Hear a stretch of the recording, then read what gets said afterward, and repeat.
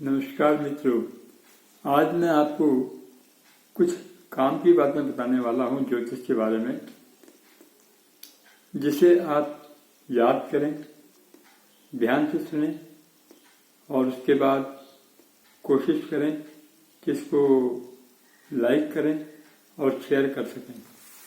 तो लीजिए, कभी भी कोई जन्म पत्री अगर आपके पास आती है तो सबसे पहले उसमें देखिए कि लग्न क्या है और उसका स्वामी कहाँ बैठा है। 12 भाव होते हैं तो लग्न का स्वामी कहीं भी बैठा हो सकता है। किस राशि में बैठा है, अपनी दूसरी राशि में बैठा है या मित्र राशि में बैठा है या शत्रु राशि में बैठा है, और उच्च का है या नीच का है, ये सारी चीज आप देखें। किस भाव में बैठा है, केंद्र में है, त्रिकोण में है या त्रिक राशि में है।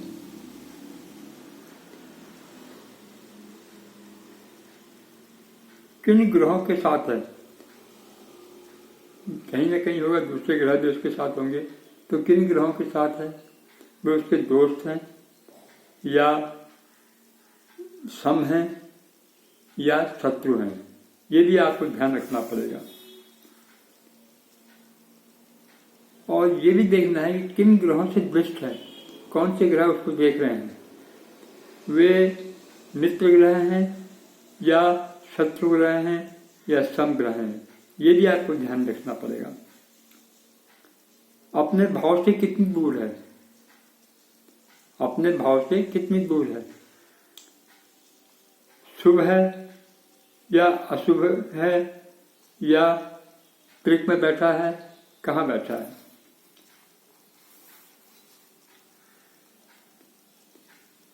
उसके अलावा आपको देखना है उस भाव में कैसे ग्रह हैं, जिस भाव में बैठा है उसमें कैसे ग्रह हैं, शुक्र है या शुभ है या अशुभ है या मित्र है या भाव का स्वामी के साथ बैठा है।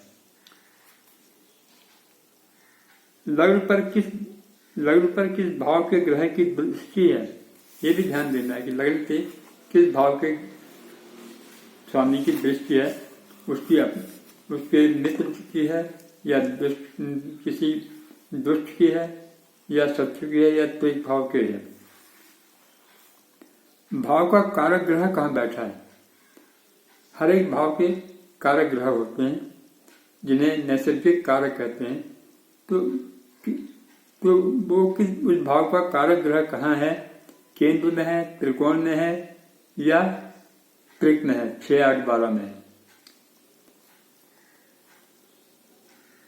कारक शुभ है या अशुभ, क्योंकि कारक कई हैं, शनि भी होता है, मंगल भी होता है, सूर्य भी होता है, बुध भी होता है।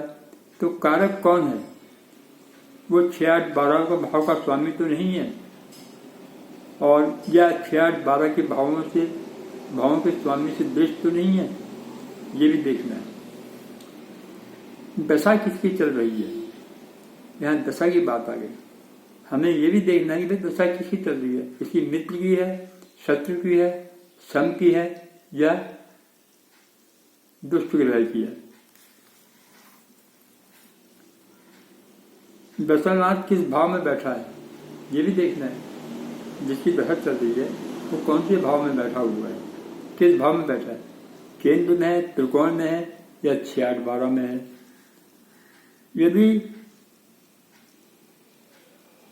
यदि स्वयं दशानाथ जिस जो ग्रह बैठा है वही दशानाथ भी है, तो ये देखिए कि वो कहाँ बैठा है। दशानाथ अगर है तो वो कहाँ बैठा है। और अंतर्दशानाथ, दशा के साथ अंतर्दशा भी होती है। अंतर्दशानाथ वो कौन है, वो कहाँ बैठा है, वो इसका मित्र है, शत्रु है या सम है, ये भी नोट करना है। इसी तरह किसी भी भाव का अगर आप विश्लेषण करें तो आपको यही चीज देखनी है। मान लीजिए माता के बारे में विश्लेषण करना है तो माता चतुर्थ भाव से देखी जाएगी। चतुर्थ भाव में जब माता के बारे में देखोगे तो उसको लग्न मान लीजिए। लग्न मान के फिर देखिए कि ग्रह कहाँ कहाँ हैं, कैसे हैं, और वहाँ पर कौन सा किसका स्वामी बैठा है, कौन बैठा है, स्वयं चंद्रमा बैठा है जो माता का कारक है या कोई और बैठा है, तो उससे माता के ऊपर परेशानी होगी। और उस पर किसकी दृष्टि है, उस समय किसकी दशा चल रही है, जिसकी दशा चल रही है वो उसका मित्र है, शत्रु है, अपने घर को देख रहा है या नहीं देख रहा है, ये सारी चीजें आपने नोट करनी है। इसके अलावा मैं एक चीज और आपको बताता हूँ। मैंने एक आपने सुना होगा जब मैंने कहा था नैसर्गिक कारक ग्रह, तो मैं आपको कारक ग्रह के बारे में बताता हूँ कि कारक ग्रह किस भाव का कौन सा कारक होता है। अगर प्रथम भाव लें, प्रथम भाव का सूर्य होता है, दूसरे भाव का बृहस्पति होता है, तीसरे भाव का मंगल होता है, चौथे भाव का चंद्र और शुक्र होते हैं, क्योंकि चंद्र माता के लिए, शुक्र पिता के लिए। पंचम भाव का बृहस्पति होता है, छठे भाव का मंगल और शनि होते हैं, सातवें भाव का शुक्र और शनि होते हैं, आठवें भाव का शनि होता है, नौवें भाव का सूर्य और बृहस्पति होते हैं, और 10वें भाव का बुध होता है, 11वें भाव का बृहस्पति और 12वें भाव का फिर शनि होता है। ये हर भाव के कारक ग्रह हैं।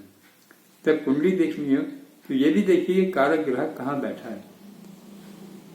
अच्छे घर में बैठा है, अच्छे मित्र के साथ बैठा है, सम मित्र के साथ बैठा है, किसके साथ बैठा है, तो उसका भी असर पड़ता है। तो कुंडली देखने के बाद आप ये देखिए कि भाई इसका कारक कहाँ है। अगर कारक पाप प्रभाव में है, कारक गलत जगह बैठा है, तो जो फलादेश आप कर रहे हैं उसमें थोड़ी कमी आ जाएगी।